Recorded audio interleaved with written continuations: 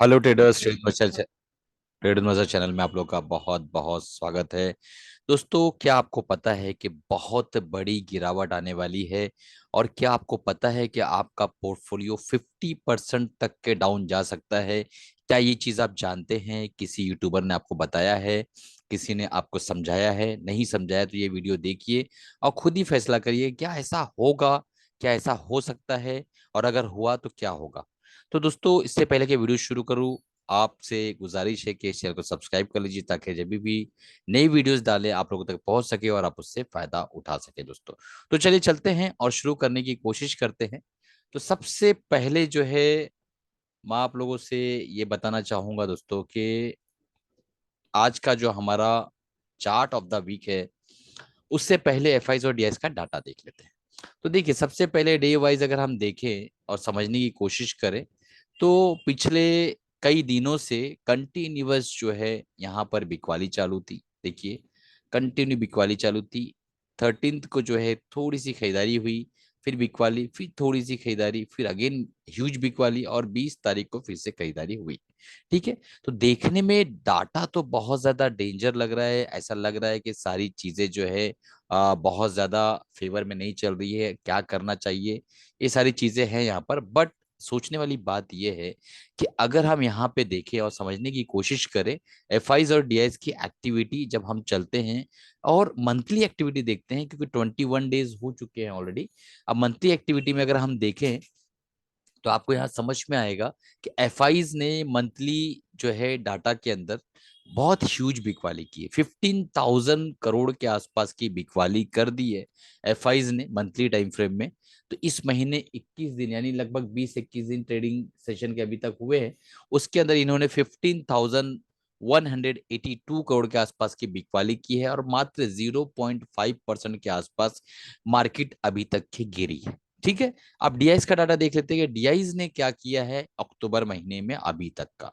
तो डीआईज ने दोस्तों 15,000 करोड़ के आसपास की खरीदारी की है। और यही वजह है कि इतनी बिकवाली के बाद भी मार्केट 0.5%, आप देख पा रहे डाटा आ गया यहाँ पे, 0.5% के आसपास ही सिर्फ नेगेटिव है।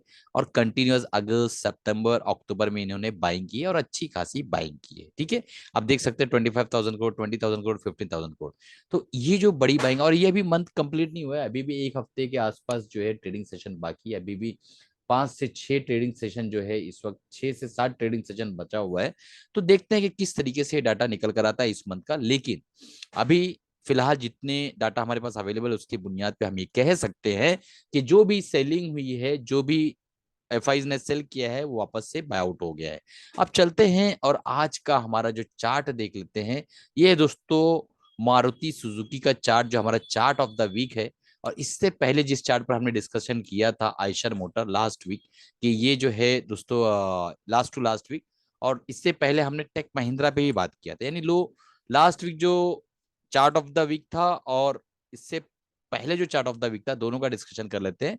तो महिंद्रा एंड महिंद्रा, टेक महिंद्रा पे मैंने बात किया था कि ये जब मैंने ऑलरेडी आप एनालिसिस दिया हुआ है कि 1170-80 के आसपास आएगा, इस एरिया के अंदर हमें इसको बाइंग करना है। और काफी डिटेल एनालिसिस की थी कि यहाँ पे देखिए एक रिजेक्शन है, यहाँ एक रिजेक्शन है, यहाँ रिजेक्शन है, तो कहीं ना कहीं यहाँ पे एक सपोर्ट मिलना चाहिए और हमें इसके लिए वेट करना चाहिए। जब मैंने बात किया तो हम लोग यहाँ कहीं थे, तो उस वक्त यकीन लोगों को नहीं हो रहा होगा, बट अब लोगों को यकीन हो गया होगा कि एक अच्छे वॉल्यूम के साथ यहाँ पे सेलिंग हुई है और हम यहाँ पर पहुंच चुके हैं।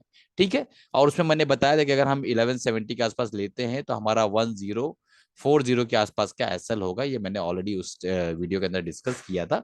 और time horizon chart of the week का आपको पता है कि 6 मंथ टू 1.5 साल के आसपास हम इसको रखते हैं। ठीक है। तो इस तरीके का हमने जो है प्लान किया था उसके अंदर। तो आप देख सकते हैं कि हमारे बाइंग जोन के काफी करीब ही आ चुका है, 1150-60 के आसपास भी आकर गया है लास्ट वीक। और अब अगर हम देखने की कोशिश करें आयशर मोटर्स को, तो आयशर मोटर्स का जो है लास्ट वीक हमने, अच्छा हाँ दोस्तों, एक बहुत इंपॉर्टेंट डिस्क्लेमर देना चाहिए था कि मेरी तरफ से कोई भी बाय सेल रिकमेंडेशन नहीं है। देखिए, एक चीज समझिए, हम आपको ना टेक्निकल एनालिसिस करना सिखाते हैं, समझाने की कोशिश करते हैं, आप लोगों से प्यार है तो आपको बताते हैं। इसका ये मतलब नहीं है कि आप जो है किसी भी चीज को बिना सोचे समझे बाय या सेल करें। अपने फाइनेंशियल एडवाइस राय मशवरा लेने के बाद ही बाय या सेल करिएगा। तो आयशर मोटर मैंने बताया था कई सारे पैटर्न, यहाँ पे देखिए एक पैटर्न बना हुआ था और कंटिन्यूअस 20 मूविंग एवरेज पे सपोर्ट लेते हुए चल रहा है वीकली टाइम फ्रेम के अंदर। तो आयशर मोटर को भी जाके डिटेल में देख लीजिए कि मैंने क्या समझाया था आप लोगों को। और एक यहाँ बहुत दिनों से यहाँ पे एक कंसोलिडेशन था, वो ब्रेक होता हुआ नजर आ रहा है। अभी तक स्टिल ब्रेक तो नहीं कह सकते, लेकिन पैटर्न थोड़ा ठीक ठाक हो गया है। ठीक है, तो अब चलते हैं और देखने की कोशिश करते हैं हम आज का chart of the week, Maruti Suzuki auto sector का चार्ट है। देखिए एक चीज समझने की कोशिश करिए, अगर हम मंथली टाइम फ्रेम में जाते हैं तो ये जो मंथ है 2017 12 मंथ और 2018 के आसपास अगस्त में, यहाँ पर अगर हम यहाँ पे एक लाइन ड्रॉ करने की कोशिश करें तो हमें समझ में आएगा कि इसका जो हाई था जिसे ब्रेक नहीं कर पा रहा था, 10,000 का एरिया देखिए यहाँ पे आप, इसको ब्रेक नहीं कर पा रहा था और यहाँ पर कंटिन्यूअस कई बार इसने जो है ब्रेक करने की कोशिश की और उसके बाद ये ऊपर की तरफ निकल गया। ठीक है, अब अगर हम यहाँ देखिए थोड़ा जूम करें तो यहाँ पे आपको समझ में आएगा कि इसने इसको एक बार रिटेस्ट किया, तो क्या ये वापस आ सकता है रिटेस्ट करने।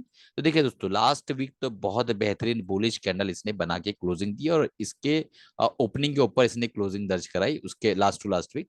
और उसके बाद इस बार जो है इसने एक इंडिसिसिव कैंडल बना के क्लोजिंग दर्ज कराई, जिसे हम एक तरह से कह सकते हैं डोसी कैंडल कह लीजिए। ठीक है इसको, तो एक इंडेसिसिव कैंडल है।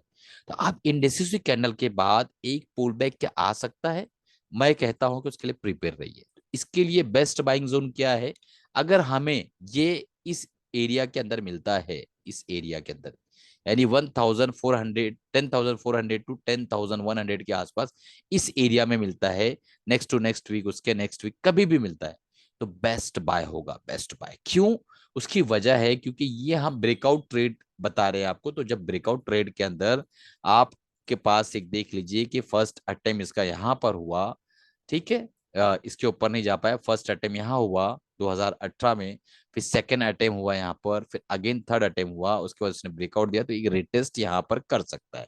तो अगर ये एरिया में रिटेस्ट कर सकता है तो ये बहुत ही बेहतरीन और मजेदार बात होगी कि इतना बड़ा जो है कप पैटर्न यहाँ दिखाई दे रहा है आपको, वीकली टाइम फ्रेम का आप देख पा रहे हैं, इतना बड़ा कप पैटर्न। तो अपसाइड पोटेंशियल इसके अंदर बहुत बढ़िया है। क्या पोटेंशियल है, टारगेट क्या हो सकते हैं और एसएल क्या हो सकता है। तो दोस्तों अगर यहाँ पर हमको मिलता है 10,100 के आसपास, मान लो 10,100 के आसपास हमें मिल जाता है, किसी भी शक्ल में कोई गिरावट आती है कि ग्लोबल रूमर्स की वजह से या कोई प्रॉब्लम आती है, तो यहाँ पर अगर हमको मिलता है तो हमारा एसएल इसका जो है दोस्तों बट नेचुरल 9,000 के आसपास का एसएल होगा। ठीक है, या 8,900 के आसपास का एसएल रख लीजिए। यहाँ पे 1,200 का एसएल आपको कम से कम रखना होगा। ठीक है, उससे नीचे का एसएल मत रखिए। और ऊपर की तरफ इसका जो टारगेट है वो हम देख लेते हैं, क्या टारगेट निकल कर आ सकता है। तो टारगेट बहुत सिंपल है, जो मेरा मेथड है जिस तरीके से मैं कैलकुलेट करता हूँ, वेरी सिंपल। हम सीधा सीधा लार्ज कप पैटर्न को यहाँ पे ब्रेकआउट को ट्रेड करने जा रहे हैं। तो यहाँ पे हमारा टारगेट क्लियर कट जो है, हम यहाँ से एक पैटर्न का डीप उठाएंगे इस तरीके से। ठीक है, और इसको उठा के हम यहाँ ब्रेकआउट के बाद रखेंगे, ब्रेकआउट के बाद हमने इसको रख दिया। अब यहाँ पे आप देख सकते हैं कि हमारा टारगेट निकल कर आ रहा है लगभग लगभग 14,500। तो 14,500 के आसपास हमारा टारगेट निकल कर आता है और हम कोशिश करेंगे कि इस टारगेट से थोड़ा पहले ही बाहर निकल जाए। तो यहाँ पे क्लियर कट समझ में आ रहा है कि 30 से 35% का अचीवमेंट हमारे पास आ सकता है। अगर हम करंट लेवल से देखें तो ऑलरेडी ये 6-7% भाग चुका है और 44.9 यानी 45% के यहाँ पे अचीवमेंट मिल सकता है आने वाले साल, 6 महीना, 1.5 साल, क्या टाइम लगेगा कोई बोल नहीं सकता है। बट हम पैटर्न के हिसाब से देखें तो ये टारगेट बनता है, ये टारगेट हमें 6 महीने में अचीव होगा या 1 साल में होगा या 2 साल लगेगा, ये कोई कह नहीं सकता है। तो अब किस तरीके से काम करना है वो समझ लीजिए। देखिए काम करने का तरीका बहुत सिंपल है, आप जैसा सा आगे बढ़ते जाते हैं वैसे वैसे धीरे धीरे जो है आप अपने ट्रेलिंग स्टॉप लॉस को ऊपर करते जाइए। तो स्विंग हाई स्विंग लो का फॉर्मूला आपको पता होगा। मान लो मार्केट यहाँ पर खड़ी है तो आप इसको स्टॉप लॉस रखिए, मार्केट यहाँ आ चुकी है तो आप इसको स्टॉप लॉस रखिए, मार्केट यहाँ आ चुकी है तो आप इसको स्टॉप लॉस।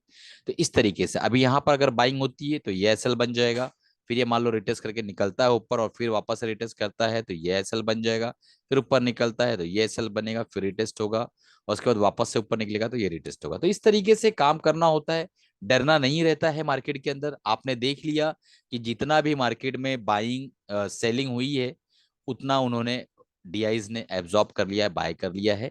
ओवरऑल मार्केट के अंदर बहुत ज्यादा तनाव है। तो आप अगर काम करना चाहते हैं, तो अगर आपके पास 100 रुपया है, तो कोशिश करिए कि आप सिर्फ 30 रुपए से काम करें, बाकी का पैसा आपका बाहर पड़ा रहे कैश में। क्योंकि मार्केट के अंदर बहुत इंपॉर्टेंट कहावत है, कैश इज किंग। जो रोकड़ा होता है वही राजा होता है, तो कैश इज किंग। अगर आपके पास कैश है तो इसका मतलब आप किंग हो, और अगर कैश मार्केट में अटक गया आपका, तो आप फिर किंग नहीं रहोगे, आप प्रजा हो जाओगे। ठीक है, इस तरीके से काम करना दोस्तों बहुत इंपॉर्टेंट है। ये डिस्क्लेमर को जानना कि मैं सिर्फ और सिर्फ आपको एक कप पैटर्न सिखा रहा था, ना कि मैं आप लोगों को जो यहाँ पे कोई बायस रिकमेंडेशन दे रहा हूँ। तो आप लोग अपने फाइनेंशियल एडवाइस से राय मशवरा लेने के बाद काम करिएगा। हमारा एमएसएम बुलेटिन का जो प्रोग्राम है, मात्र 400 रुपीज के अंदर आप स्विंग ट्रेडिंग सीख सकते हैं। नीचे डिस्क्रिप्शन में लिंक है, 2 महीने की वैलिडिटी के साथ।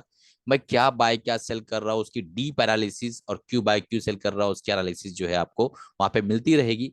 एमएसएम बुलेटिन के जो हमारे मेंबर है, उनसे मैं कहना चाहूंगा कि कल के दिन एक वीडियो आएगा। लास्ट वीक वीडियो इसलिए नहीं आया था क्योंकि कुछ खास हम लोग को करना नहीं था, हमें किनारे पे बैठने की कोशिश करना था। और कल आपको मैं पोर्टफोलियो भी बताऊंगा कि हमारा पोर्टफोलियो किस तरीके से ग्रो कर रहा है, क्या कर रहा है, सारी चीजें मैं आपको समझाने वाला हूँ। ठीक है, चलिए, जिन लोगों को कल का पोर्टफोलियो भी देखना है और साथ में एमएसएम बुलेटिन के अंदर रुचि है, तो आज सब्सक्राइब कर लीजिए। नीचे डिस्क्रिप्शन में लिंक है, तो हमारा कल का जो वीडियो भी आपको मिलेगा, और साथ में आप हमारा पोर्टफोलियो भी देख पाएंगे। चलिए, मिलते हैं अगले प्रोग्राम में अगले वीडियो के साथ। तब तक के कमाते रहिए, खुश रहिए, अपना अपने फैमिली का ख्याल रखिए, अपने फाइनेंशियल